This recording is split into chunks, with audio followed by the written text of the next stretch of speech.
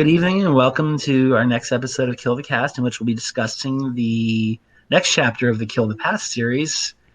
The one that Suda51 says is near and dear to him because he could never make a game like this ever again, which is probably very true.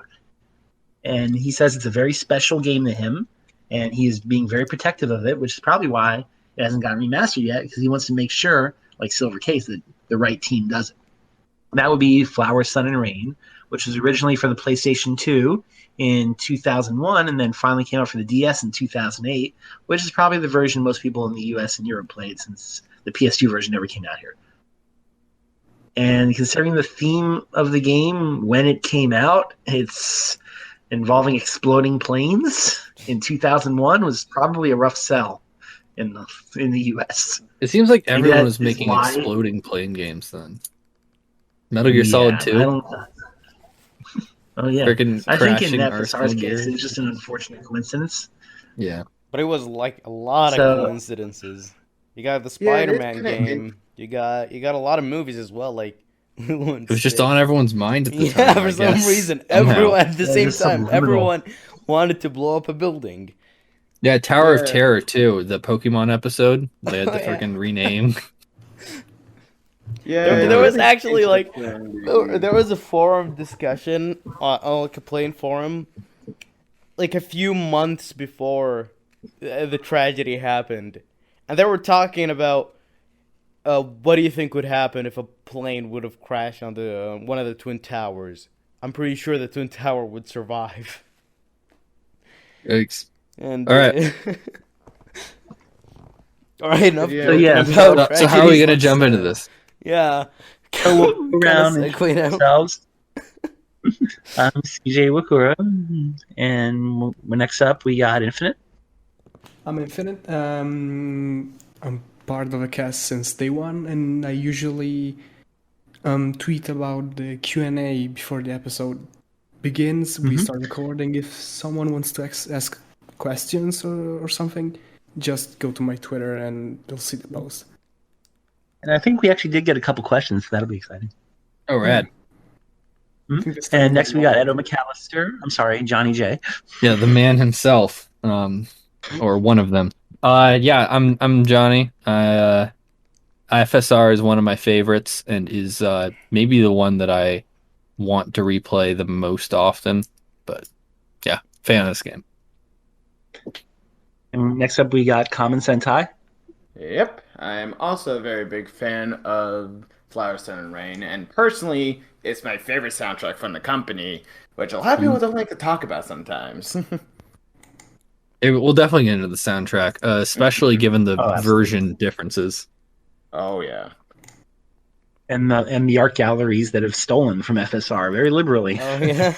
FSR maybe has the most weird stories surrounding it. Oh, yeah. That was surreal when I found out about that. And last but not least, we got our resident audio engineer, Quill. Hello. I've been here with Infinite and CJ and Kamen since the first episode. I love Flower, Sun, and Rain to the point where there was a week where I replayed it 3 times in a row. And I apologize for this episode if my voice sounds weird. I am very sick. I literally just drank a lot of cough syrup, so I'm also kind of high on that. If Red. That works. But yeah, so if I have voice cracks or cough or anything, I apologize in advance. And that's kind of topical at FSRs. I believe it has a chapter called Without Chewing on Gum Syrup, if I recall. Yep, that's one of the soundtrack titles, yep. So we're here to talk about FSR, this Suda's near and dear game, and one of the Hinge games in the Kill the Past series. At first, you probably wouldn't think this is a Kill the Past game at all. It's like, oh, he's doing something completely different. We've got a guy on an island who likes to solve mysteries, and he's driving across the island in his Toyota Celica. I don't know if I think it does say in the game it's a Toyota Celica, correct? Yeah, he does. I don't think he got the rights to say it, but I don't think Toyota would notice. That's the real reason it hasn't been remastered, guys. Can't get the rights. I'm wondering, I don't even know if that's a Toyota Celica in the infamous wallpaper of the car in the parking lot. Maybe it is. Oh, it does not look like it. It looks more like a Lincoln Town Car or a Yeah, it's got a Or Cutlass distinctly American shape to it. I'll say. That's what it. We'll just use that. Close enough. Yeah, Also, there's a lot of cars in this parking lot given the rules on Lost Pass, but we'll get to that. Yes, so we have our main character, Sumio Mondo, who is a searcher, along with his partner, Catherine, that's with a C for you Atlas fans, his Briefcase. And he's come to this island to fulfill a request, to search for things. As one does. Yes. Yes, he's like a professional searcher, which is not really it's stated very matter of factly, like that's a normal job normal people have, I guess. But before that, we actually see a cutscene of the airport and some man that we'll figure out who it is that walks into a bathroom. That's yes, like the first time you play it, you never notice it. You just forget about it. Yeah, I definitely forgot about it. My second playthrough, I was like, "Oh, that's what it is." Like, and I forgot that. Yeah, so I don't think it mentions. I don't think the game mentions in detail his particular arrival at Lost Pass. We can presume he gets there via the airport or where he came from. He arrives via plane, jumps in his car, which I'm not sure how the car got to the island, and he's off to the Lost Pass. I don't know. Maybe If I'm the not plane carried mistaken, his he partner. drove to the island. Because in the beginning, I know that sounds weird, but there are highways that lead to islands and stuff like that. So I mean, think there's one in Killer 7. Is a pretty important one. Yeah, Look at the map. yeah, because air travel. Yeah, air travel is banned in Killer 7, so maybe it ties into that. Wait, like Though look at air the map travel is in definitely the not left. banned in this game. Yeah, it's pretty integral, but maybe it's predicting the future of Killer 7. He's ahead of the curve. One day I'm not going to be able to fly, so I better practice driving cross country. So, since we've started talking about things that we're seeing, this might be a good time to bring up the graphics. Though I don't want to get too deep into the version differences right now, so I'm just going to talk about the DS. I am somewhat of a connoisseur of original DS games, and frankly speaking, this game's graphics are significantly worse than what the DS is capable of, to kind of an extreme extent. Having played this game, I assumed that all DS games looked like this, and then I played several DS games that looked a lot better than this. This is like sub PS1 3D graphics, which is kind of astounding. Yeah. And comparing it to the PS2 very version, easily, it's like- arguably intentional. Yeah, I which is weird, like because when the you're PS2 emulating it. If you're emulating it and just like increase the resolution and the textures and everything. I love how Sumio looks like a fucking elf. He has really pointy teeth. He looks so high out of his mind. It's amazing. It does kind of add to the game. Maybe he Suda deliberately did this. No, let's make the graphics worse. I can finally make it the way I wanted to. I can make it look crappy. I mean, it looked like Take that, shit. Victor. Like it seriously looked terrible on the PlayStation 2 for PlayStation 2 standards. Terrible. Like I have an I'd say insane it's person argument different. that the DS is the definitive version of the game. A literally like complete schizophrenic argument I have. Yeah, stuff like this and the kind of unnecessarily extreme audio compression. it adds a charm. They to almost it. seem intentional. And the only thing that puts a wrench in, it looks intentionally crappy, is that the PS2 version doesn't. The PS2 version isn't beautiful, but it's quite passable. I would say. I mean, if you look at a lot of reviews, a lot of them almost always will mention about how like the graphics look N64 Yeah. style and all that. Because I'm pretty sure for PS2 standards, it's not good. It's not bad per se. There's a lot of worse games, but it's also not good.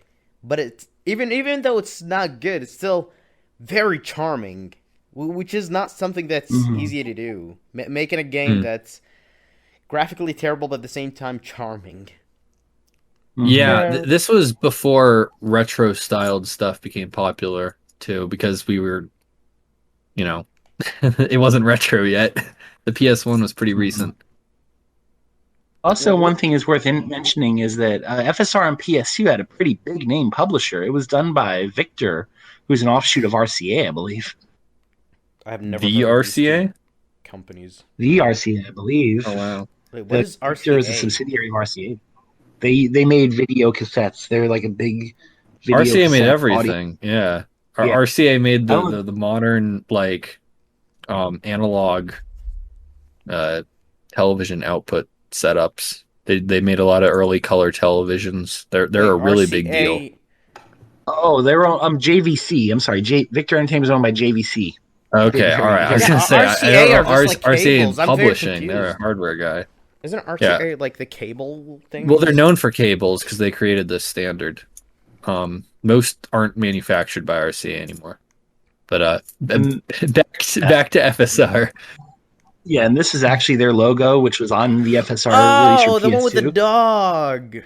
Yeah, that's on FSR PS2. So I don't know if maybe they had a role in it, like, hey, we'll help you fund this game. You know, it can't look so ugly. Make it a little prettier. And then when he released it on the DS, Seems he's a like, little yes, I can make the ugly game I've always wanted.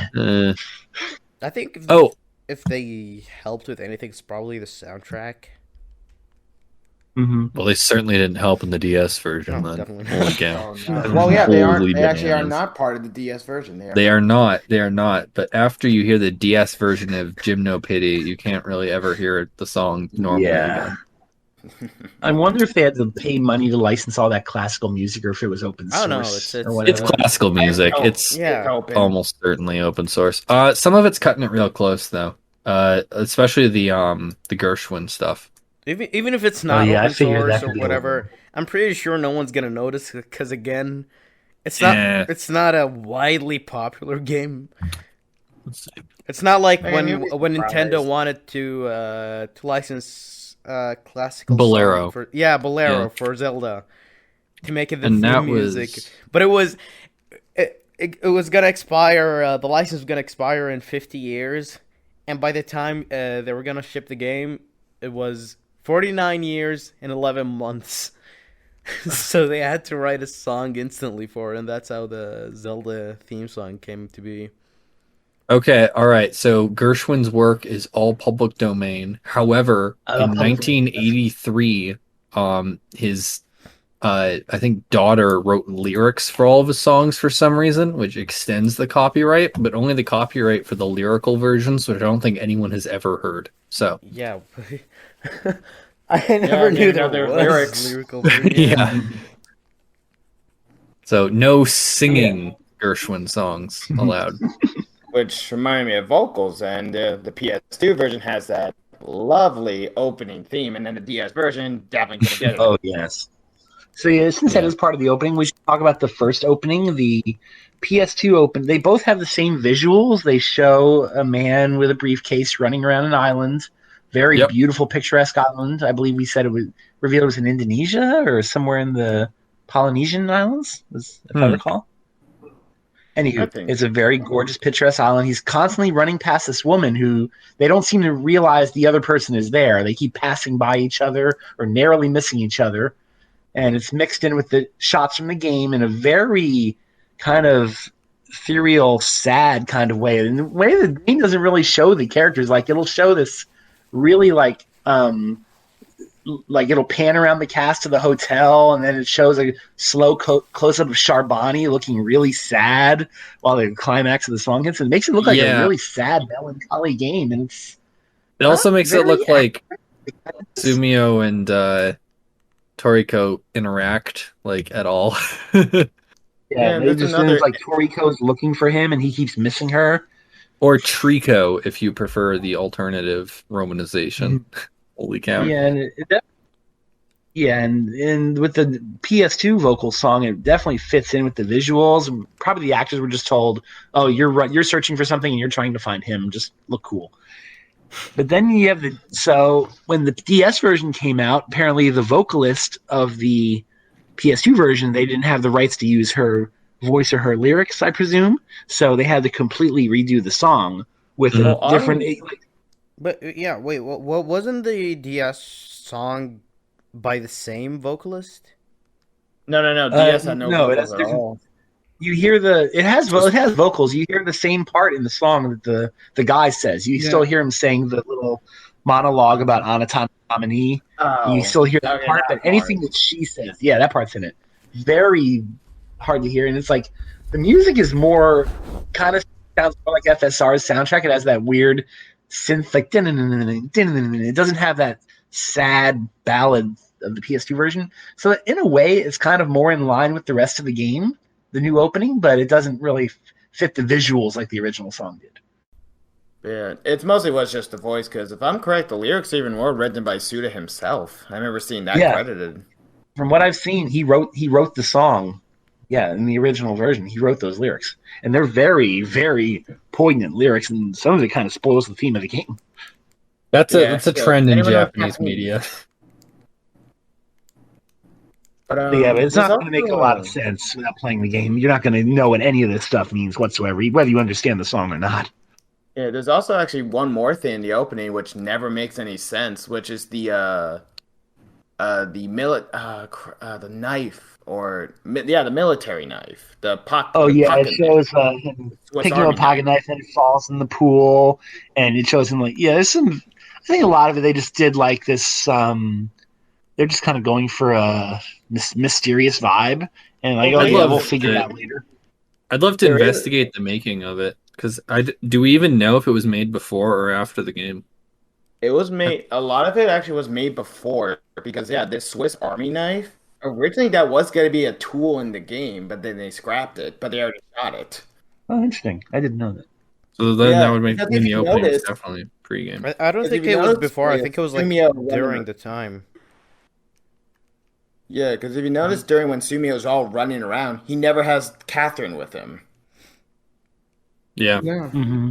And if you look at the beta movies and beta screenshots and all that, it kind of makes sense that they were making it as they were going along with the development of the game. Speaking of, sorry, we're just gonna go back to the graphics. Like, the beta graphics were a lot worse. Especially there's a lot of design. Heavy shading too. Yeah, like the eyes looked very solemn and stuff like that. And a part of me, what we got in the end too, especially the original PS2 version, is, to me, like the graphics, it reminds me of the original Alone in the Dark. Oh yeah, that's not far off. I see where you're coming from here. I think the environmental design leans far more heavily on textures than Alone in the Dark does. But the character models. Character is very close. I think the only breakaway there is the faces, which tend to be textured. But yeah, no, I definitely see what you're saying. Especially you could import Sumio's model and it wouldn't look too off. Especially since we're kind of more in an adventure game logic as well, compared to Silver Case, it's more visual novel-esque. This is definitely more of an adventure game, especially the DS version. If we're going to count the lost and found puzzles, it means that percentage of gameplay-wise, it leans far more to adventure game. Hot take, you shouldn't include the lost and found puzzles because they were a mistake. But if you do... Some of them are so hard. Well, the problem isn't even difficulty. I appreciate a difficult puzzle. I think the problem is that they completely butcher pacing, and since they're missable and rely on this very strange system of finding them based on completely non-contextual, like non-diegetic events, they don't really add anything whatsoever to the game. I mean, technically, it's funny because you could make it easier by just walking around in a circle, gathering steps as you go, so you can... that sounds like fun gameplay to me. Yeah. I mean, you're already walking already. You are walking already. Yeah, but you can't beat the game. Like, you can... It's so weird, the whole walking mechanic and the level up thing. Yeah, I'm finding talking about this game without jumping into very long tangents to be quite difficult, honestly. Because everything in this game is somewhat uncanny, I would say. We made this huge map. You are going to use 15% of it for 90% of the game, and then like twice we're gonna make you walk like 4 times longer than you've ever walked before to this area of the map you've never been to, and you'll go there exactly once. Like that's not how games are designed, you know? It's the one completely... time you have to keep going to a guy in a bunny suit. Yeah, so like every mechanic in this game that could have been normal chose not to be.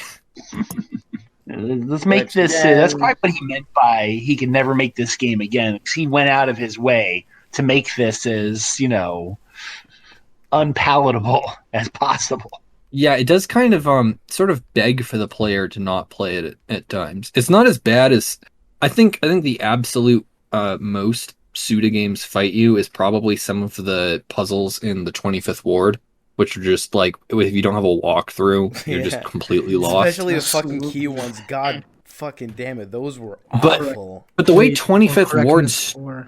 Yeah, the way 25th Ward structures it is, here's a totally normal visual novel, here's a fairly doable adventure game segment, and then here's this like block of essential complete impossibility. And we can talk about that more later, like in a proper episode devoted to it. But the way that F.S.R. does it is the entire game is just kind of softly fighting back against being played. Like, you want to find hints, walk in circles for hours. You want to like get the extra stuff, like literally write down this sheet of notes that requires like a freaking cutscene to read every single day and find this random stuff and then do all these puzzles. Like, then you'll get a costume. Congrats. It's like... Speaking of writing things down, it literally is in both the manuals, like, if I'm correct, like literally goes like, oh, write down your birthday here and put it in the game then. And yeah, that screwed me over. Because the birthday puzzle specifically, I mean, we could talk about every single puzzle separately, but the birthday puzzle's very easy on because it's borderline like piracy protection. And the month and the day are swapped from the American system of doing it. So I'm repeatedly inputting my birthday, and it's repeatedly telling me I'm wrong. And that took some figuring out. So we should talk about the gameplay. One of the first things when you're setting up your briefcase, which is Catherine, it asks you to input your birthday, and I believe it tells you, make sure you remember this number. It's going to be very important. Yeah. And it will be. You even jack into that guy's eye and go like, oh, there you go. Yeah. And also, we should talk about, I posted some pictures of character bios I found, and probably right from the get-go, anyone who played Silver Haze is going to recognize it's the same artist. It's yes. Yeah, it's Miyamoto. He's working in a bit of a different style. I wish I had my art book. Definitely. But there's some really detailed portraits he did, as you can see. The close-ups are super detailed. No wonder. Yeah, for a lot of the main cast, he did like 3 or 4. A lot of them are unused. There's some really weird stuff with the F.S.R. art. And there's certain characters will have one portrait that only appear for like one line of dialogue. They'll get a different portrait. It's used to very good effect.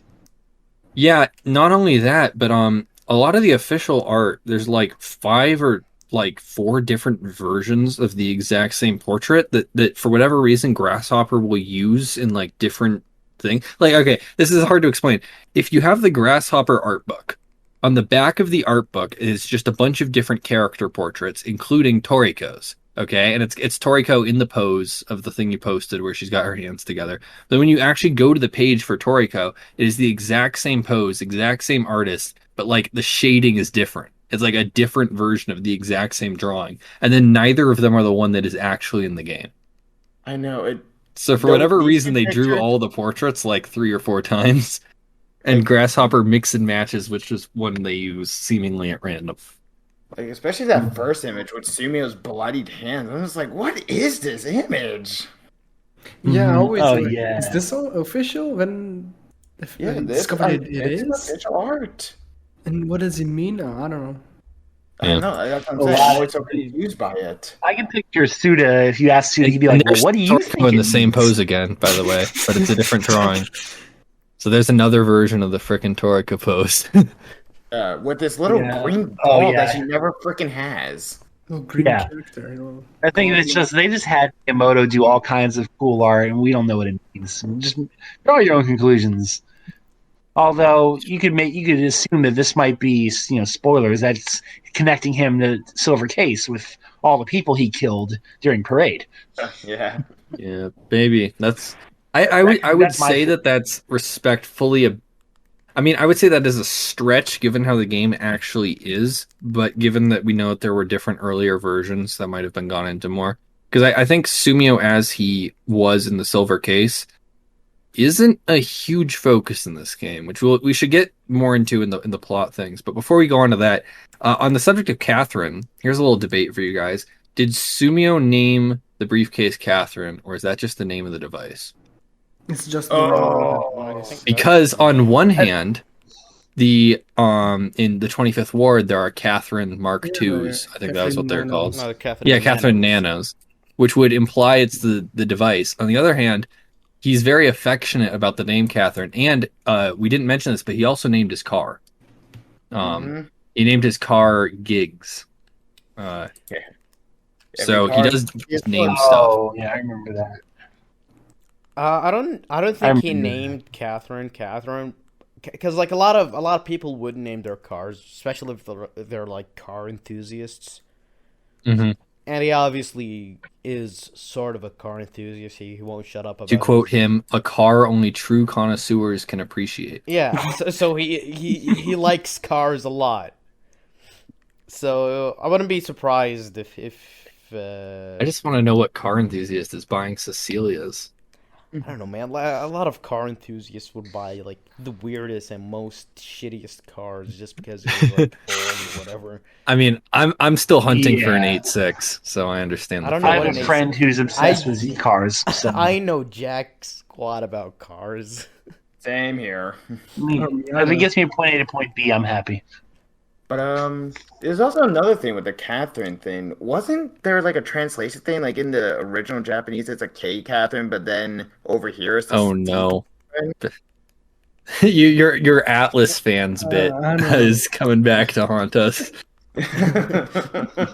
As long as there's no case with a Q in the remake, I'm fine.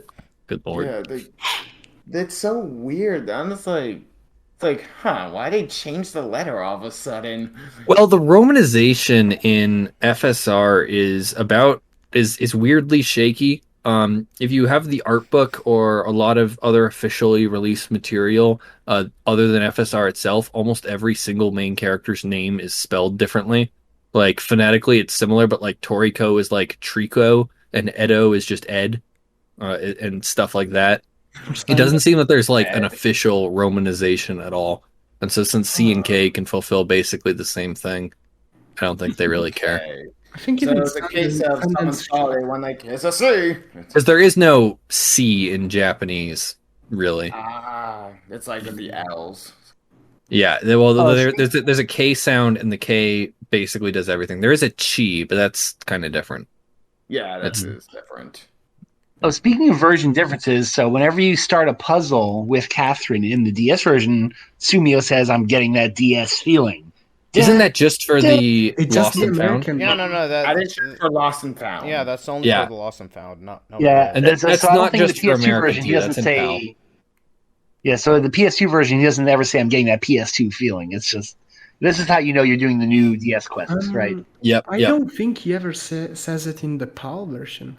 I only ever played the PAL version, and he definitely says it. I only played the US version. Well, I think it's the Italian sub. I got the PAL version for the very noble reason of it was cheaper. As far as I can tell, I was really thrown off at the beginning though, because the game asked me to like go behind a lorry, and I didn't know what a lorry was. I had to freaking Google it.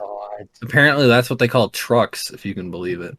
Yeah. Well, I don't know if this was deliberate or not, but I remember now in the as you can see in the DS version, it says jack in control. In the PS2 version, it says juck in. I don't know if that was some kind Mega Man classic. Yeah, I remember that vividly. That sounds like some kind of freaking, like innuendo. I don't think I was focused on the game Jack when it in, said how- Jockin. I don't know if I can find a picture of it, but I remember that vividly. And we also can't I believe you. We also can't forget the huge monologue he has anytime he has to start a puzzle. Yeah, do you think that was intentionally yeah. put there to prevent people from trying to like spam answers, or do you think that was just Suda being Suda? Because I think honestly, Both. either explanation is somewhat compelling. Because if you Yeah, screw Little up the column A, puzzle, you little have column to. B. Because I can see it being both because catchphrases, that's not too uncommon in a lot of media. Someone having like their big catchphrase, especially for especially Japanese superheroes who take a good long time to do all the posing and all that, big Well, announcement of their names. And Suda's kind of one of his I less found it. noticed quirks is that he kind of hates allowing people to skip dialogue. If you've ever replayed the Silver Case and you've wanted to quickly get through dialogue, you may have suddenly noticed that is not possible. Mm-hmm. Here you go. Here's the PS2 version. You can see it says Jump control. That's Juck beautiful. Control.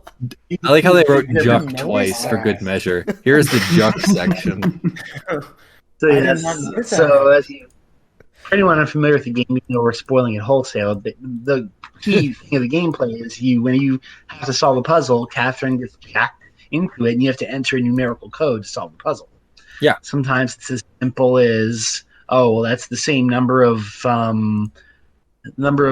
something on the roof of the hotel, or the number of points in the star, something you can easily see. And then sometimes it's stuff you actually have to run back and forth or figure out, or you have to use your illustrious guidebook to solve, which you'll be going through a lot.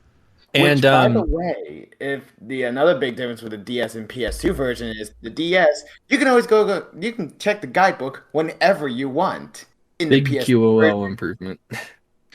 Yeah, PS2 absolutely. version, you only can check the guidebook when you open Catherine up for a puzzle. Yeah. Oh, I will say before we move on too fast, the fact that you can only input numerical answers is oftentimes really interesting because sometimes you'll get a very obvious answer, but the answer will be like a word or like a location, and you have to figure out how to translate that into a number, which there's always a way to do. But I found that to be more interesting than I thought. Most puzzles didn't take full advantage of it, but some did, and I had fun with those. And and especially then we like have a huge math equation. oh, not the math Yeah. ones. It's especially impressive how like the puzzles are translated in English like really well. For the I most like part. Yeah, Yeah. for the most part. It is thanks because it's numbers. I knew a French guy who played it, and ironically, one of the Charbonnet quests, and of course the guy is French in the game, is borderline impossible because it still uses the flag pun, which doesn't translate into French at all. Because that is a very linguistic quest. I was surprised to hear it was apparently basically the same in Japanese, but And because it there's also relies on the soccer double puzzle, entendre which- of flag being both a video game event and being like a thing that flies in the wind. Huh. And I didn't really understand the soccer puzzle. It took me a bit to parse what he meant. I am Like all the so soccer glad I analogy. played soccer. I know. I'm not. So I'm like, what? What's this and what's this? What is he talking about? But I'm Yeah. sure in Japan and Europe, it's probably like, second nature. It is. It is. Yeah, pretty much. Do the Japanese Even like me- soccer? Everybody likes soccer except America. Yeah, That's- literally. I thought every the other Japanese country. liked baseball. Yeah, well, they do Well, love everybody the likes baseball. soccer. The soccer's a their big deal second. everywhere. Soccer's are second. Soccer is really big here. Yeah, soccer's big everywhere. Yeah, in the US, I think. everywhere. It's fucking massive, except for the U.S. Yeah, that's the only one. Yeah, we're not a fan. Sorry. Yeah, But we it's have funny, it's soccer like- fans, but they're few and far between. Especially, it's like a niche, like hockey. In fact, I think hockey may be more popular than soccer here. Certainly hockey's where I definitely live, but I live on popular. the Canadian border, so Oh yeah, then yeah, hockey is definitely your thing. hockey is somewhat popular in Canada, I will say. What? It's somewhat We could popular probably in get Canada into- in the same way oxygen is somewhat popular with living organisms. Hockey, it's pretty popular in Switzerland for some reason. So we should probably get into what he was actually doing in the parking lot. He's meeting his agent, Peter. I'm probably going to say this wrong. Bockwinker. Bachwinkler, I think there was an L. No, there's no L. It's There's no L? Okay, that's just Bachwinker. Buckwinker, yeah. And he's his broker who got him the job, or if you Shadowrun fans might say he's a fixer. He's like his go-between, I believe. Mm-hmm. And he's pretty much he's giving him the job. He also needs a cut. Yes, they're arguing over the cut, and you also have to jack into him with his your eyeballs specifically, His glowing eye. which is a normal thing. Yeah, so it's completely normal. Silver Case fans are kind of going, "Whoa, wait, what?" And anyone who hasn't played Silver Case is going, "What?" Yeah, everyone who played this have a game. similar reaction. Everyone who played this game, they're like, "Oh, cool! This will never ever be mentioned again in any form or capacity ever." It just happened once. But when I replayed it after playing Silver Case, I was like, "Holy shit!" Right from the get-go, it's burying you. It's such a big thing that we got Flower, Sun, and Rain way before Silver Case in the States. It's like how many people played that first, and then just, especially when we get to the ending, how many times I just flew over someone's head because it's just like how why do they know? And didn't we get Killer 7 before FSR? Yes, even then. Yes, we did. Yeah, we got the trilogy in reverse. Yeah, so we figure out who Edo McAllister is afterwards, and then we figure out who Sumio Kodai is afterwards. Yeah, it's complete reverse. That's actually quite funny. So yeah, the DS version added a whole bunch of Lost and Found puzzles, which start out kind of easy, then they get very, very difficult, like mind-numbing mathematical puzzles that just made my head hurt. Or they get very difficult. Or you have to find like the models from the game itself to look at a fucking sign. Yeah. Like, oh, I hated that one because I'm just going like, how am I supposed to tell how many light bulbs on this sign? And there's no incentive. It's you get some cool costume unlockables and you get some neat accessories, I believe. But... Sorry to interrupt. Not some. We only get one good costume. The other ones fucking suck. Horse costume. The Travis one? You only get the good costume is the Travis one. And those assholes locked it behind 100%ing it. Mm-hmm. And you can't use it like during your own playthrough. You have to make a new one. Yeah, which is bizarre because even for Suda, F.S.R. is not a game that begs to be replayed. It is a linear game. There is one ending. About 30% of gameplay is reading, and about 70% of gameplay is reading the walkthrough. So, yes, and the rest is literally walking. Yeah, and then lots here of we walking. are, who have replayed this game more than at least.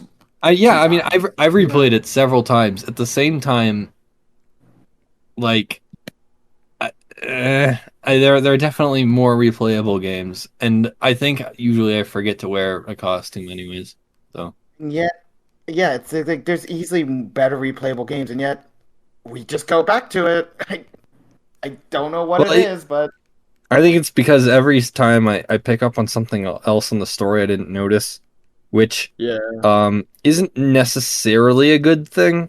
In some ways it is. I will say how F.S.R. presents its story isn't perfectly efficient. Not that it should be, but there are a lot of moments in the story that kind of call information into question without having much of a point. Like, there's a lot of series. Twin Peaks is a good example. Unreliable narration. Where, something will come up that makes you realize, oh, shoot, the information I've been receiving isn't necessarily accurate. Or maybe the information I just got isn't accurate, and what I do know is. And the Silver Case does this. And the 25th Ward, I think, does this even more. But F.S.R. will do it without really having a reason. They'll sort of present a piece of information that is contradictory to what you know. And then they'll just move on. Yeah. Like, there's not a plot point in that someone was trying to lie to you. It's just something happened that shouldn't be right. Anyways, on to the next quest. Which can be a little confusing if you attempt to take it at face value as a sequel to the Silver Case. And as you can see, Peter, right off the bat, in the very first chapter, he gets different expressions. And some of them are very creepy. Like, he's smiling, but he looks, something is very not right with this guy. That's what happens when you're smiling and you stub your toe. Everything's fine. Everything's fine. And he's like, at some random point during the conversation, if I recall, he starts getting almost hostile in tone. Like, what was the gate code? Remind me. Like, he's very pushy with you. Mm-hmm. Before long, you actually get to the hotel, and then Peter ditches you. Yeah. And He's then like, I "I'll see you believe, again." and then you meet the staff. The first one you meet is what's his? I keep trying to remember his name. Is to my tongue. Kind of vaguely Jamaican Islander looking. One with the dreads. Oh, him. Stuart? Was it Stuart Brock? I don't. Wait. Yeah, Stuart Rock. Yeah. Oh, yes, it is. Yeah, we feed him first, and then when we finally enter the lobby, it's our man. Mm-hmm. Good old Edo McAllister. Edo McAllister. Where his name will pop up in every single credits known to man for Grasshopper. And if Yes, he is your save man. If you that is what's also annoying, the fact that his name is always in the credits, because if someone doesn't know about the fact that the production team who did something for the game called themselves Edo McAllister, they think, oh, this is like an Easter egg or some shit like that. Which is what I thought when I finished the 25th Ward. I was like, oh shit, it's Edo, he worked in the game, that's probably an Easter egg. And no, it's not, it's just the team. Also, I believe this is where you see the second opening, or is that at the end of the chapter? It's at the end of the chapter. End of the chapter. No, it's the second And opening so where it just says Flower, Sun, and McAllister- Rain. Well, There's a second opening as well. No, yeah. No, it's at the end, yeah. Well, the character portraits get shown to you, and like again, all these characters, like, oh, you seen them? Remember them? Huh? Remember? Mm-hmm. And at this point, also, he gives you the guidebook, which is going to be integral, and he tells you about the Lost Past Island, which is a combination of lost and past, and something about a magnetic field where time is eternal. He's like, okay, well, we'll see you tomorrow. Wait, what? Yeah, we just did. We're like, okay, just deal with it. Just deal with it. And there's a terrorist with an airplane that has a bomb, and they need Shingo to find the bomb. And then enjoy your stay. What? Yeah. Which is there is a kind of interesting revelation I found out about with F.S.R. with the we're gonna be seeing day and day again, which I don't even know could have a connection to something. But I'll bring it up when we actually get to the boom. Yeah, so like right when when he lets you into your room, that's when you get the second intro of the Welcome to F.S.R. I would say the vibe of this one is very tropical. The second opening, it's very welcoming. Yeah, it's like it's showing all these colorful graphics. You got stuff moving through the island. It shows you all the really detailed portraits, bright colors. It kind of feels like something you would see when you're arriving in an airport and you're seeing like the TV screens showing you all this cool stuff that you're going to experience. Like it's kind of like an intro to the brochure of the island. Yeah, I could never see that. But that's the vibe it gave me. This is more like Mondo's perspective of being welcome to the island. Look at all the cool stuff we have. Well, not enough. I think that's what the track is called. I think the track is literally called "Welcome to F.S.R." Yes, Welcome to F.S.R. And it's a really cool track. I like the song a lot. Oh, I love that track a lot. And we should also mention the music was done by Masafumi Takada, but it's credited to Torn. Yeah, Torn. And it was him working with someone else. Yeah. I don't know how much Takada did and how much the other guy did. Yeah, wasn't also Jun Fukuda credited as well? I'm trying to remember. Might be. I think Grasshopper's sound. Yeah, I think he just made the sound effects because that's what he does in most games. Or maybe it's a thing with Suda, since Suda helped write some of the songs. Maybe that's the way we're crediting him. Okay, no, I was wrong now. He started with his first credit that I'm seeing is Killer 7, so I am incorrect. Hmm. But yeah, the music doesn't really. You don't know which guy made which track, because like you listen to the album, and it keeps saying that this is made by Torn, this is made by Torn, this is made by Torn, even though a lot of them definitely sound like they're made by Masafumi Takada. So Yeah, it's kind of all over the place, but oh wow. It has a vaguely kind of TSE, but it's more tropical, especially the remixes. Oh, yeah. Some of the parts of the soundtrack I think are pretty clear though. Like I'm fairly certain "Air on a G String" was Bach. Mm-hmm. And as a Persona 2 fan, I recognized Jim Napidi #1 and some of the other songs almost instantly. I played F.S.R. yes. before Persona 2. So I recognized a lot of the songs from stuff. Oh yeah, they're very recognizable tracks because again, it's classical music. You definitely have heard it somewhere. Yeah, and some of the remixes are pretty creative. I think my personal favorite is Rhapsody in Blue. Oh, They're very liberal with that one. Yeah, one I like a lot. It's when you get to. Is that the one when you get to the roof? I don't know. I think so. Oh yeah, so we should mention that every chapter has a different theme. That's the Yeah, they're like every chapter has a different song. You pretty much. It's not necessarily you only hear that song, but when you go into the new area for that chapter is when you'll hear that song.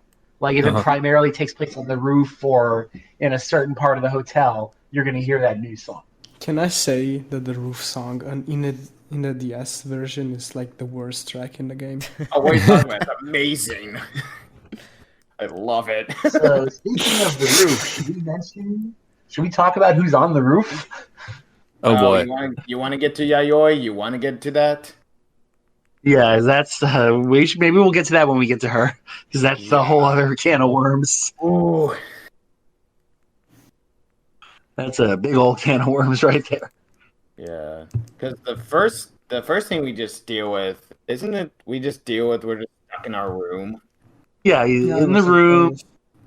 Phone rings. Your breakfast is ready. Come to the first floor, and then Sumio gets out of bed and. Bam! Drops like a this sack game of bricks. Makes me so hungry, more so than any other Suda game. Yeah, we don't even see the food. We're just told they're never see the food. You're picturing. Yeah, I mean, I've been to some nice freaking hotels, and some of those have banger breakfast. I was at a hotel in Maui once. They had mochi waffles. Greatest thing ever. Oh wow! This game makes me want mochi waffles. You're on vacation. Don't you love when you get up in the morning, you're like, oh, I'm on vacation, and I'm going to go have breakfast being made for me. I don't have to worry about a damn thing. And it kind of gives you that vibe, like, oh, wow, I'm going to have breakfast. Yeah. And Sumio wakes up, and he's in his sofa having coffee. And then, he's better get on with his mission. His coffee, honestly. Yeah, given his breakfast ready. He's more of a tea guy, if I remember correctly. Yeah, he says that. Also, it's a very nice room, very spacious. It's got a balcony. It's got a big bathroom. It's almost like a suite. Yeah, it's interesting because the hotel itself, in terms of how it looks from the outside, isn't really that tropical themed, and the inside's got some stuff going on. Yeah, I imagine if you were to stay at this hotel in real life, it would be expensive. It's got a lot of stuff there. Oh yeah, it's a full-on resort. It's got all these amenities. Oh, yeah. I mean, it's got a theater. Yeah, it's got a movie theater, a dinner. It's got its own bar. It's got it's got a roofside pool, all kinds of activities. I mean, it's got a theater room. Mm-hmm. So that big this reminds me. There was a hotel I stayed at in Mexico in Acapulco when I was a kid, and I just remember that it had its own video arcade in the basement. I was like, this is the greatest thing in the world. Yeah, I kind of had the same thing. I remember, I don't know, I think it was in Malaysia, but there was a hotel that I went to, and in the top floor, there was a arcade room. I don't know, I had like two games. One was a shitty game that I don't remember, but one of them was House of the Dead that you can play as much as you can for free, and that was the best day of my life. Yeah, it's always great when they had. If I recall, they had a bunch of stand-up cabinets. They had a Pac-Man stuff, but I was almost never allowed in there because I was like, "Well, we're in Mexico. Go see Mexico." And I'm like, "No, I want to go in the basement and play video games. This is amazing." But so yeah, it's really cool seeing hotels with those kind of amenities. And although nowadays, when you see arcades, they're more like not video games; they're more like the ticket games and the mobile games, which is sad. Flappy Bird and fucking Yeah. other. So would you rather now, stay? Would you rather stay at Hotel FSR or in room 215 at Hotel Dusk? FSR. FSR definitely. FSR. I think FSR is definitely the swankier place. Hotel Dusk is constantly implied to kind of be a dump. Island. You Yeah. you get Literally, coffee no every one day. seems to actually like Hotel Dusk, which is a shame. I think it's my kind of place, honestly. But with Hotel Dusk even have FSR is any too loud amenities? for me. FSR only has It's got a one bar. issue. It's got a bar and Yeah, good yeah. food. The only issue with Because FSR is Rose like, is there. the only issue with FSR is that every day at the same time there's gonna be like a loud explosion, but I don't think it's gonna hurt anyone. I think it's just gonna be loud and that's it. But It's just once I would a day. say I would rather hang out with the people at Hotel Dusk, though. I think they're more interesting Oh God, the fact that we and have to like do a Sharponi. livable. Yeah, Yeah. yeah. A lot of the people who live at FSR are either creepy, don't say anything, or are directly hostile to the player. I just love Drunk Ito, where he's just talking shit constantly. Hotel Dusk, they mostly don't want to be bothered. They kind of just go about their own business. They don't care about you. Yeah, I mean they're more talkative than I think most regular people. That might just be because it's the 70s. But yeah, I mean think about it. When the protagonist of Hotel Dusk finds an annoying kid, he becomes friends with her. When Sumio finds an annoying kid, he beats him on screen. Yeah, and the kid then talks shit about us and the main character and his graphics. Yeah, to the point where, again, when we get there, it's one of my absolute favorite. Like an Araragi reaction Sumio has. Yeah, he's like no. crossed the line when he mentions the polygons not matching up with the face. We have to restart. You don't even look anything like your portrait. What is this crap? Look at the scene where Sumio punches the kid. That is definitely in my top 5 best things in video games. Yeah, I'm gonna have it play at my funeral. It is one of my favorite moments of all time. Not just in video games, in my life. Oh, so it's very good. The fun thing is we talk about like age rating before the punch. Yeah. Oh yeah. But a lot of games that make you punch a child. It kind of reminds off the it just reminds me. No Me Here's 3 now. Like spoiler, one of Damon's lines. Mother has hit me. That is because I think Shoto's father probably never struck him either. And you know what? Just for the kicks and giggles, I found Flower, Sun, and Rain on the ESRB website. All right. Ooh. God. Let me guess. Alcohol their references. advisory. Players do not engage in interactive combat, but they contain explosions, shootings, and brief fist fights. One scene also depicts a man falling from a building and later lying on the ground with a small pool of blood around his head.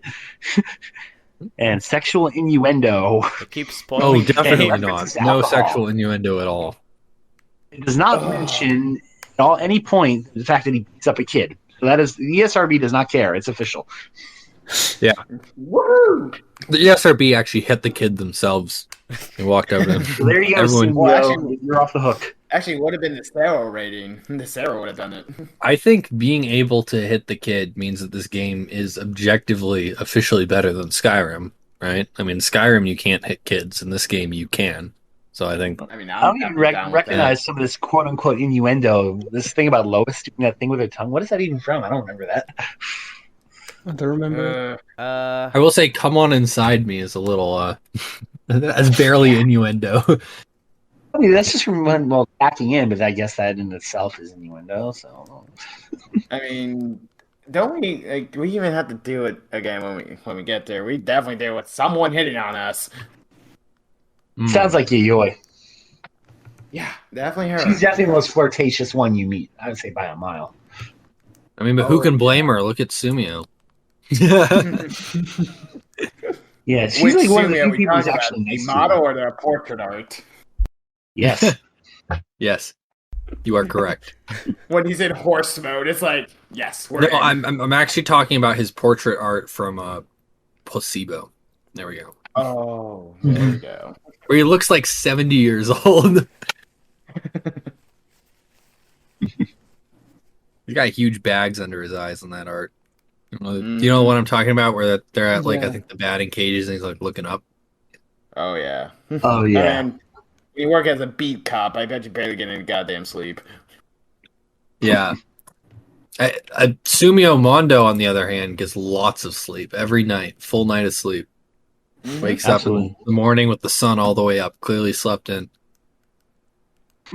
Paradise. So we should also mention he meets some other characters from the hotel in his room on day 1, or day 2 rather. The maid, and I believe the other person is a fortune teller. Oh god, you just reminded me of that entire plot line. I'd forgotten all about it. Yeah, the locker weird room. stuff with the fortune teller and the room, and oh goodness. Yeah, this is a pretty creepy. How did I forget that? Because it's very early in the game, and it's just used as. It's very early in the game, and it has literally nothing to do with the plot. Yeah, it's just a tutorial for the whole Catherine stuff. Yeah, you're just locked in a room. Apparently, some ghost really hates you. Oh, there is some innuendo here. I remember he says the guidebook. Put the guidebook inside Catherine, and she's like, "What?" I put it inside her, and she calls him a pervert. Yeah, that's Who's right. Catherine? Oh, my partner. Yeah, you really could have inside your partner. You could have phrased that many ways better. I think he's doing it on purpose, honestly. Having fun with When it. do you blame him? Yeah, I definitely do it the same some- way. Maybe Catherine is a real person. But yeah, which I think this So they puzzle mentioned dealt about- with, there was a picture in the guidebook, if I'm correct. There were several There's a pictures in spirit the in the guidebook, in hotel. fact. Yeah. Well, yes, but this one particular puzzle dealt with you have to find a certain chair. Yeah, and then there's a camera in front of the chair, and you have to put the code in the camera, I think. Oh yeah, and this relates to the aperture settings, the guidebook. Yes. For the photography page, and also I think I read somewhere they took those real photos for the guidebook, and some of those photos are really gorgeous. Oh yeah. Yeah. There's some nice photos there. A few of the images in the guidebook are stock images, but a few aren't. And those ones are neat. Yeah, I don't know about the one in the chair. That's a cool photo. Yeah, the girl in the chair. Yeah, that's the photo. Yeah. I love the guidebook so much. I love the guidebook. When I got to see the guidebook in Japan, I saw there's a Mandarake in Nakano Broadway that had the guidebook for about 10,000 yen, and I was so tempted to buy it, but it was too much. It was not in my budget.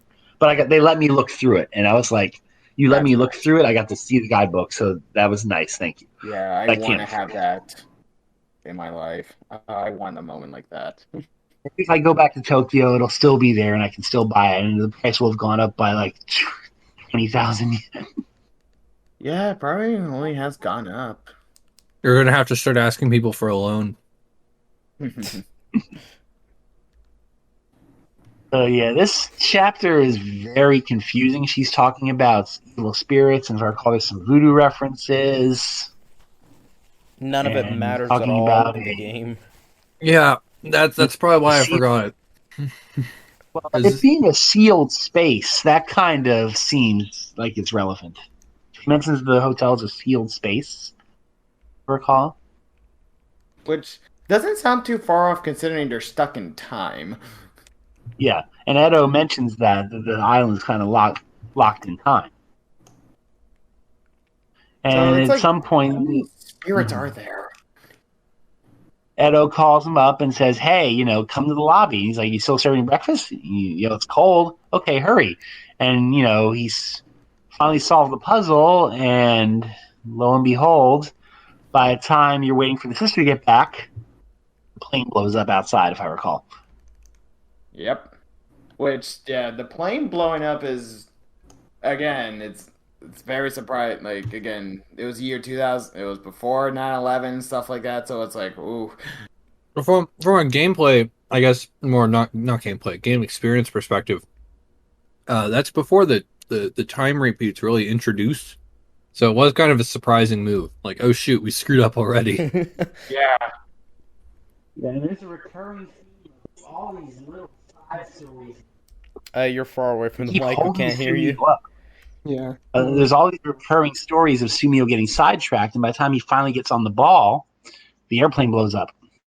Which, yeah, now since we got to the airplane exploding, I had a very interesting find when kind of doing some digging for a post I did, which was like Tokusatsu and Suda51 stuff, where I'm going like, where oddly enough, in a show called Return of Ultraman, there is legitly an episode where they deal with exploding planes just constantly appearing on television, like for some weird reason. And oddly enough, in the show as well, there's an episode where they actually use the song Flower, Sun, and Rain, the song that inspired the game itself. I didn't know that was a song. Yeah, there actually is a legit song. I'll find it. It's very hard to find. It actually is on YouTube. That's interesting. And that would fit with Suda using all these weird songs and stuff. That's like he loves doing that. It was like a 70s song. I think it was 1974. But yeah, it's very hard to find. But yeah, I remember when my friend PYG. It was 1971. This song released, which all I know was the same year as Return of Ultraman. But yeah, this song is in the show, and the whole planes exploding in another episode. I'm like going like, did Suda just listen to this song because he was a kid watching this show, and that just made him like this song to the point? It's just one of those weird connections where you're like, wow, this could have been a connection. Because again, now they say Suda is very loud about Tokusatsu. That's not gonna be surprising, especially since he named it in. Suda wears his Tokusatsu fandom on his sleeve. Yeah, apparently he had an interview during the Killer 7 days when he talked about Jumborg 80. So I'm just like, Jesus, that's obscure. But yeah, there's a lot of stuff, and that's a creepy way to write the letters. It looks like someone's like PT. Yeah, it really kind of does. Yeah, the song is very solemn. That's what I remember. Sure, the song is very solemn, depressing. Even the way the characters are written, they kind of look like Flower, Sun, and Rain. The way the characters are written. Mm-hmm. It's like no longer on the earth. So I believe we can go to part 3, which is Aaron G by Bach. You hear it on the roof. And we're getting an interesting character now. Which, yeah, again, in the DS version, that song is butchered, and I love it. Especially we're when going you to get have to a the high pitch. So, speaking of which, you've already picked talk about songs we want to play for the podcast. I'm definitely going to put the F.S.R. theme on here because I love that song. And as far as mixes, maybe Rhapsody in Blue would be a good one. Yeah. One of the ones that won't make people's ears bleed. Yeah. Put the DS version. Just put it. And Stephen Charbonny calls for him after his notice about the breakfast. And he falls. He goes to get his breakfast and falls out of bed. And he wants to meet with Stephen Charbonny in room 404. And he's a systems engineering specialist. Very interesting character. Yes, he is French. I believe that's why he is French. The guidebook lists him as French. And he's a very, very big soccer fan. Yeah, and there's a football. A football is is left in the stairway, which is a soccer ball for anyone who's American. That's what we mean by football. And it belongs to Stephen Charbonny, who's a big fan of soccer. And it turns out he's on the roof, and then he calls and gives you a lecture about inspiration and his soccer athletes and how much he likes the Roman team. And He's just then kind of going off on these random tangents. and then he just tells you, "Oh, go talk to that lady." And then we meet Yaoi. So should we just And- say it here and now who she is, or Yeah, she's from Moonlight Syndrome. Full stop. yeah, it's like, hey, Human Entertainment, don't sue me, but hey, there's some character named Yayoi here, no relation whatsoever. Yeah. Okay. Yeah, so that's a connection. Connecting this to the silver case is going to be a massive hour-long debate on its own. So fair warning. Yeah, Flower Sun Rain is probably one of the biggest open for interpretations in this series. Yeah, though Yeah. one thing about Suda is he unlike some people like Kojima, he's very blatant when he gives interviews. And so he's made a lot of direct comments, and of course, whether or not you decide that you agree with his interpretations is up to you. But according to him, all characters in Flower, Sun, and Rain, and if you guys want, I can link this interview. But according to him, all characters in Flower, Sun, and Rain that have appeared in previous games, including Sumio, aren't meant to literally be that character. He based it off of Tezuka's what he called star system. Junji Ito does this too, where basically a mangaka designs a character that they like, and then they just use it in different stories. And you're not meant to be like, wow, this person's done a lot of stuff. It's meant to sort of just be the blank slate restarting every time the character shows up. No, like Yeah. Tomoe. So Captain by Harlock, what the Suda blonde lady. says, this isn't technically the same Sumio as the one in the silver case in 25th Ward, which is a popular interpretation. Also, according to him, necessarily the he's same also, Yaoi he's also from literally Syndrome. said what is inside of Catherine, so he was very blatant with some stuff. According to Yeah, I Suda, do remember that. yeah, according to Suda, Catherine contains quote unquote the events of the silver case. I didn't remember that. Oh, holy shit. Yeah, Mhm. the Yeah, interviewer you- then sorry. asked, "Is that why Catherine is a silver case?" And Suda attempted to say yes, but he was lying. It was in fact a coincidence he didn't realize until the interview. So good job, Suda. I should mention, Sorry. we mentioned earlier that Yaoi is one of the rare friendly characters. At least she's kind of lackadaisical with Sumio. But one thing I noticed that stood out about Yaoi is she has two portraits that are very distinctly different. I posted the one, and here's the second one she gives you, which is like, first she seems like she's not really paying attention. Then the second one is like, something's caught her eye. And it kind of, that really stood out to me when you see that second portrait. Like, okay, something is amiss here with this woman. Possibly. Yeah. Definitely the usual reason why games include multiple portraits is to express different emotions. Happy, sad, angry, etc. And Suda and games don't tend to do that. Yeah, they're all they over kind the of place. yeah, sometimes they And do, but even- most often they don't. And Edo McAllister has a couple too. Like he has the one where he's from the side, where he has that really creepy smile, and then he has the more neutral one where he's kind of looking at you, but not really. See, and I feel like they were definitely experimenting with this because Silver Case didn't have multiple portraits aside from the artwork. He always had the one portrait.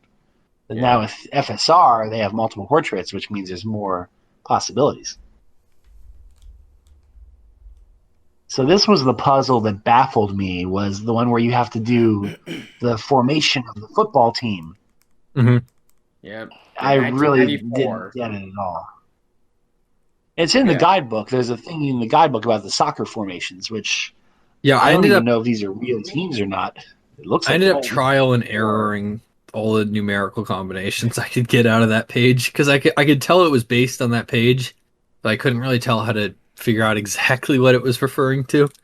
Yeah, and for me, I actually played soccer, so I knew formations and stuff like that. So I was like, oh, this is easy. I never But I just got never right play away. soccer, but like living in a place where soccer's like everywhere, so it was also like the easiest puzzle for me. Yeah, same thing for Like, me. I don't play it, but here's huge, so Yeah. yeah, And Edo does a decent job of explaining it. He tells you, he gives you a vague idea of how the formations work, where the striker is, and hmm so on and so forth. yeah, I offense, didn't defense, realize why the game was called midfield. midfield and so on. The only thing I can remember is winning 11. I was like, oh, that's why it's called winning 11 because there's 11 players on the field. Yep. But yeah. So yeah, so you already kind of get a sense of what kind of these puzzles are doing, and then all of a sudden now it's like, all right, now soccer. It's Yeah, like, it's like you're kind of each one is like integral to the character's psyche that you're dealing with. And then then afterwards you get a call from Charbonny. He kind of rambles about his passes and inspiration, and then at one point I think Sumio tells him that he'll take the shot yourself, and then he kicks the soccer ball out the window and he blows up the plane. yeah, That was a great like scene. that's a strong kick you got there. Yeah, I mean, wow, the accuracy you would need to kick a soccer ball and hit an airplane. He's a good kicker. He needs to go on a team right now. We can win the Olympics. And then after the plane blows up, we meet our other main character at last, Yay! Toriko Kusabi. What are we talking about? It's Chris. Oh, well, yes. So it appears to be she's on the same floor as Sumio, and she's chasing a pink crocodile named Chris. And apparently she knows the staff because they talk to her by name. They tell her, oh, Miss Kusabi, you can't run in the corridors. And she's trying to catch Chris. And it seems like the staff is like, Chris? Oh, okay.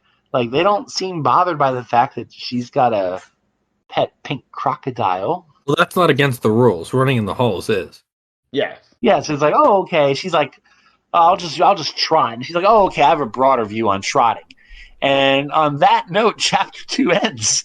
Like, okay. Oh yeah, that reminds me too. There's a weird thing I remember the DS and PS2 version, like these like the run-in. It actually is different in the versions. Like you can in the DS version, you actually can run around more. In the PS2 version, you have to deal with more walking. Like there are areas you cannot run in at all. If I recall, doesn't Toriko also handle a little differently in Sumio? Like she runs a little quicker or differently or something? Yes. she does. Yes, it's very slight. And another slight thing is because I literally how I played the PS2 version is with a friend. Like I wanted to show him the game. I had the DS version, he had the PS2 version. I was essentially being his guide, like reading everything. But the speeds of the walking and running, they are both different in both versions. It's so bonkers to me because there's so many times I'm like, I can't even keep up with you. I mean, it's not surprising. It's not a port per se. It's literally a remake or demake technically. I know, but I'm just so surprised. It's just a little annoying when I remember doing that. So does anyone, since we got to Toriko, does anyone have any theories or ideas about what her chapters signify? Because it seems like it's from an alternative perspective of the events that Sumio is going through. I always thought they happened like a little bit later.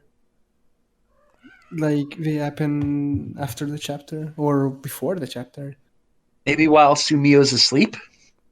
I Like don't know. she's active while he's asleep? I think it is like right after right after the plane explodes, because there's a lot of scenes where, for example, when there is this drunk girl, forgot her name. Yeah. What was the name? But yeah, she thought she was like a vampire or something at one point. She wasn't. Oh, her, the angel. Yeah, that scene basically shows that most of Maria. Toriko's stuff is like after the plane explodes. That makes sense, yeah. So it's kind of like the aftermath? Pretty much. Yeah, the aftermath of every single day. And how no one cares about the exploding plane because, spoiler alert, Yeah, technically it's just they're like, involved. well, life goes on. So yeah, and then the next day comes along, and From the New World, Symphony Number 9 in E minor. It's also in Catherine, the game, I believe. Huh, that's funny. Yeah. Catherine also used a bunch of classical music for the score. Remixes too. Coincidence? You decide. Yes, very much so. Is it a coincidence? Yes. Is the And Hotel Dusk thing a coincidence? That one's shakier. Yeah, that we've was given some fan fiction authors a lot of ammunition in this episode. So if you decided to do that, make sure you credit us. just don't make me kiss someone, all right? Fair enough. So next day, Edo McAllister's getting a bit pushy now. Like, I fell asleep again. He's like, you don't have time to sleep. Get to the lobby. And, 3 days in, he still can't get to the lobby. He tries to get up for breakfast and falls over. And we get to another Suda staple, a luchador wrestler. Yes. Can't have a Suda game without a luchador wrestler. El Tigre. Mr. Crasher. Yeah, I love Crasher. And he's just sitting there doing squats in the stairwell, so you can't get to the lobby. I mean, technically, you can't go past him, but the game doesn't allow it. Yeah, and you technically, there's no reason why you shouldn't be able to just move around him. He's not that big a guy. But no. There's the other Edo McAllister portrait, the serious business one, where he's like focused on something. Yeah, and here's my question: if Edo was able to call us, get up the stairs and stuff like that, how long has Scout Crasher been there? Did Edo pass by him? So why can't we? It's like, come on, Edo. Yeah, well, Edo probably has a special. Come to think of it, why doesn't the place have an elevator? Yeah, I'm pretty sure there's all kinds of regulations that says you have to make the place handicapped accessible. Once again, yet another connection to Hotel Dusk here. No freaking elevators in these places. I guess Paradise doesn't need elevators. Well, there is an elevator in the game. Oh yeah, you are right. No. Yeah, there. Oh, See, yeah. proof Suda is aware of elevators. I mean, yeah, he is aware because their killer is dead as well. Yeah, well, Killer 7 has a pretty famous series of elevator scenes. Oh yeah. So Mr. Crasher is trying to impress his master by the name of El Soul Fight. And we talk about it. And I believe there's a pirate. He's a pirate. Yeah, is it Mr. Yes. Pirate? Yeah, Mr. Pirate. I think it's called And Mr. Pirate. yeah, Mr. Pirate. And you also have to go to proof with him, and he talks like a pirate. Which I wonder how it And- works in the Japanese version. I think Yeah. it was a translation thing. I think it was.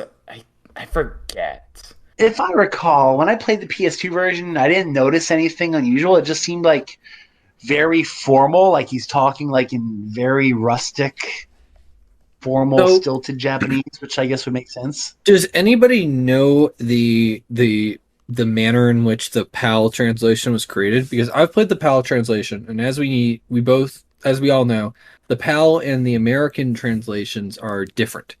So my guess is that they were done separately without much communication with each other. Yeah, and both of them I presume. translate Mr. Pirate to talk like a pirate. So Well, I think that's in both versions. Hmm. I could be wrong. So Yeah. you have there's a big article in the guidebook, and it looks like a lot of text where they interview Mr. Pirate about wrestling.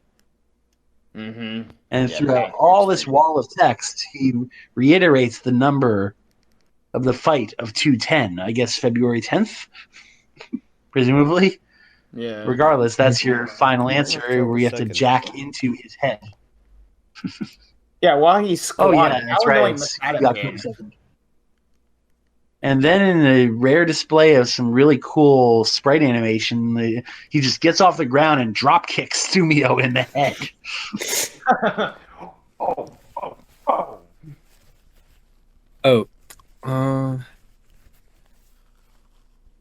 Then when you wake up on the roof, you just see Mr. Pie and El Crasher just slapping the shit out of each other. Yeah, all's well that ends well. I And again, the plane explodes again. And with how they play it, it looked like Mr. Pirate freaking punched the plane. I love how they don't just like make the plane explode. They do a little they do little things that make it stand out more. Because I remember And also, they make every explosion different from the one before. we should also mention Edo's little monologues at the end of every chapter. When you save your game at the end of each chapter, he gives you a little run-on paragraph about the characters you met on that particular day. This is true. Which is once again Hotel Dusk freaking similarities. They just keep adding up. And then, he's like, oh, he doesn't make much sense, but he is persuasive, even though he's talking rubbish. Let's watch over the recovery, too. Do you think he'll be okay? I'll be waiting with a smile at the front desk. Yep, I love that every time. If you can actually get... shucks. Hey, I gotta head out, guys. I'll join up for the next discussion. But all right. Yeah, we'll probably try to get. We'll skim through these chapters. We're running in time here, so yeah. It's been 2 hours now. Yeah, maybe we should. Maybe we should. Yeah, maybe we should cut it for today and just try to talk more behind the scenes later about how we do this. On this chapter, so should we just end on this chapter that we're currently going over with the luchadors? Yeah, then next time we can just like skim over not skim over, but like talk about the other chapters like really, really, really quickly. The ones that aren't. Yeah, we've already gotten a lot of them. Mm. Yeah. So right now we're just kind of like establishing what's going on. Yeah, now we can probably start going like. And the Toriko chapter is very brief at the end. He actually runs into he sees him still training in the stairwell. So is this before the end of chapter 3? Yeah, that's the thing. It's different. My theory is they're like, I want to say it's just parallels, like this parallel timeline. Really depends. And she tells the wrestler that she's looking for Chris, and and he hasn't seen it. And she's like, "Oh, okay, you were training really hard. I'm not surprised." Chapter end. Her scenes are always so quick, and it's just her talking with someone, and the person that she never gets to talk to is meh. Just like the opening. They just keep somehow missing each other.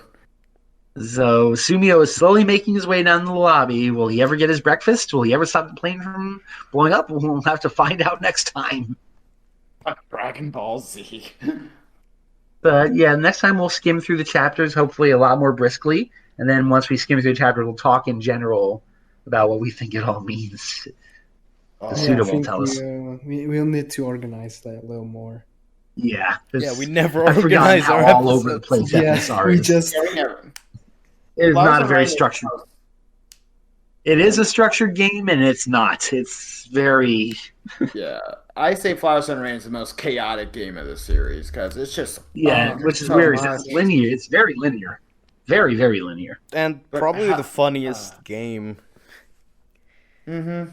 It's probably the chillest game. Like you can play it, just chill, have fun. Yeah, it's a very stream of consciousness game. Just don't ask questions.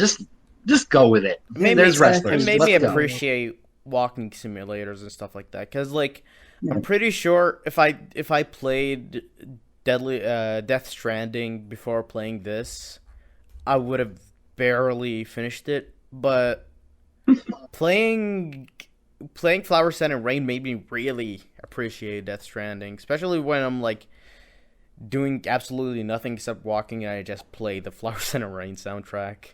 I'm just imagining Flower Sun and Rain with graphics. Really well with Death Stranding. Something similar as well I could probably bring up probably would be Deadly Premonition as well.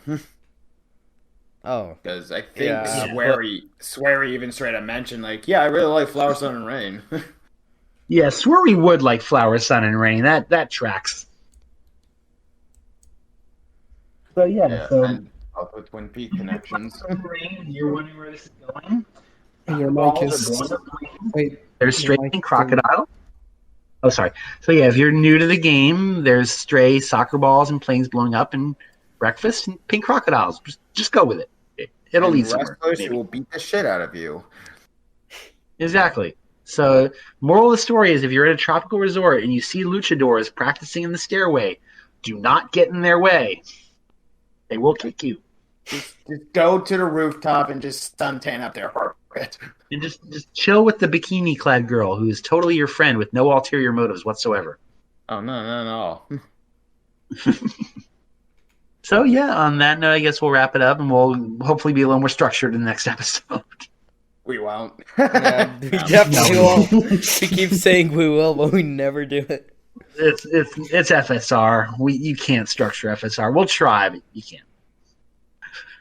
So this has been your host with the cold breakfast, CJ Wakura. Yeah, I'm fine with some cold breakfast. And I'll have the warm dinner prepared. And the pink crocodile. Yes. Pink crocodiles, pink elephants, pink flamingos. Oh, wait. We should go to the one question we got. Oh, yeah. We did have a question. We got a question from R8's Kill the Past. Hades, sorry. My bad. FSR spoiler. Who do you think Catherine belonged to? With it having the silver eye in it and all. Oh, yeah, that whole situation. Doesn't also help, there was that weird new chapter they made for the Silver Case where it's Tokyo in the plane with a little girl named Catherine. Yeah, that was something. So, still don't get it. My theory is that spoilers city obviously is that Kusabi disguised as Bachwinker gave the case to Sumio, and he's using the case to monitor and track what Sumio is up to. That's my theory. That sounds about right to me. Yeah. I don't really know what to think. Because, that girl that's named Catherine definitely has a connection with it, 100%. Yeah. But in true Suda fashion, that raises more questions. But she's a ghost, so how can a ghost be a silver eye inside a silver case? And yeah, so silver eyes I think we'll get more of the answers we'll get more of the answers when our wayward reporter shows up way late in the game. Oh yeah, one of my favorite, with the best track in the game, the best track. The Silver Case FSR remix is incredible. Oh, it gives me chills when I first heard that. I was like, holy. Even with its compressed version, it was so great. The compressed version is really good too. It is FSR in a nutshell. Especially with the voice. I love the voice so much. Oh yeah. So, I guess, do we have any other questions? I think that was it. No. Okay, cool. So I guess we can wrap it on that. Next time I'll actually put it on the channel here in the server. Nice. I can put a tweet there so we get more questions. So this has been Kill the Cast episode. Where are we at? 4? Yeah, I think 4. Yep. So next time we'll continue with Flower, Sun, and Rain. Hopefully we won't need 3 episodes for this. That wouldn't surprise me, but I think we can do it in 2. Yeah, if we did the Silver Case, we can definitely do this. Yeah, we can. Oh, definitely. We can rush the filler chapters, kind of. Yes, yeah, we are kind of now reaching the more filler parts now. True, yeah. We did get through some of the more heavy stuff, especially the Voodoo chapter. Yeah. So this has been Kill the Cast episode 4. If you're in a hotel resort listening to this, go enjoy your breakfast and enjoy your coffee. Or tea. See you, everyone. See ya. This has been CJ Wakura. KamenSentai as Thanks for tuning usual. in. Infinite. Quill. Kill the past, kill the cast, and enjoy your coffee.